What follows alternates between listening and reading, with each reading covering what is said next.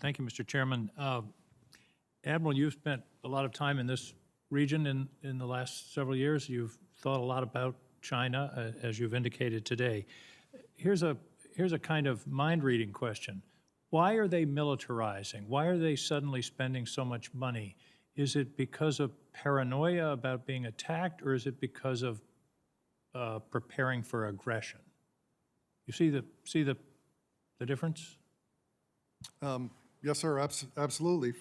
I appreciate the question. That's exactly the issue at hand. I see them developing systems, capabilities, and a posture that would indicate that they're interested in aggression. And what they've committed in their nearest abroad, Hong Kong, line of actual control, kind of Xinjiang, kind of pressure they're putting on Tibet, others in the region, I think it's dramatically misplaced. The West has greatly assisted in the development of China to the last conversation that we've had over the course of the last 35 years or so. I cannot for the life of me understand some of the capabilities that they're putting in the field unless it is an aggressive posture. And frankly, I think they've told us that with their ambition to supplant the rules-based international order and replace it with one with Chinese characteristics, which they said they intend to do by mid-century. I think that's a key question we have to continue to examine. What does China want? Next question. What do you see strategically, militarily, technically, in terms of cooperation between Russia and China? In the 50s and 60s, they were considered a monolith, then they split. Are they moving toward a greater degree of cooperation? And is that something we should be concerned about? In the tactical and operational space, I'm seeing some collaboration there. China has participated in Russia's Pacific/Eastern Military District capstone exercise for 3 straight years. We've seen co-bomber flights as recently as last fall, where Chinese and Russian bombers joined on each other and flew through the Sea of Japan, East China Sea, and into the Philippine Sea. And we're seeing some exchanges like that. I think that there is, less cooperation, although frequent discussion at the strategic level. Through all of it, I view it with some alarm. While we could consider some of the tactical and operational cooperation nascent, they're building towards improvement. There's no doubt in my mind. Which it seems to me, if that continues, is a matter of serious concern. I would agree, absolutely. Developing a higher level of cooperation. Speaking of alliances, I spent some time in Asia a few years ago and met bilaterally with a whole range of countries in that region. I came away with the conclusion, we have allies, China has customers.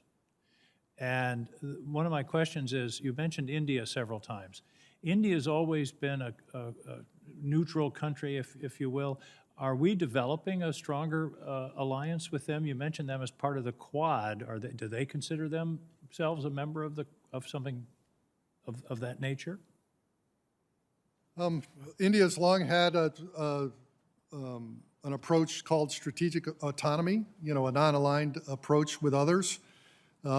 But I think certainly the activities along the line of actual control with China has opened their eyes to what cooperative effort with others might mean for their own defensive needs.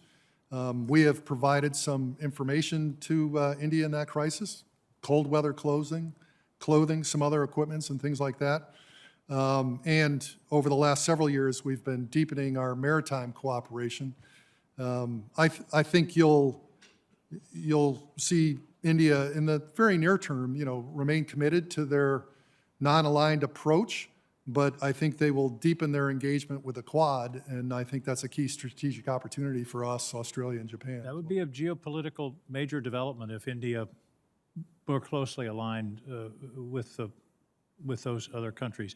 One final short question. My concern is accidental conflict. A destroyer's in the South China Sea, a Chinese pilot miscalculates, runs into the destroyer, there's escalation from there. What do we have in place in the way of mill-to-mill contact or other mechanisms for defusing accidental conflict? Some very serious worldwide conflicts have begun with accidents. Thanks, Senator, for that. First, the chairman of the Joint Chiefs and all of our service chiefs, as well as the Secretary of Defense, have routine communications with their counterparts in China. There's no doubt about it. But I would assure you that, 99.xx% of the encounters we have with the Chinese at sea and in the air are safe and professional. And that goes down all the way to the communications that transpire between our two nations when we're occupying the same tactical space. Those remain safe and professional.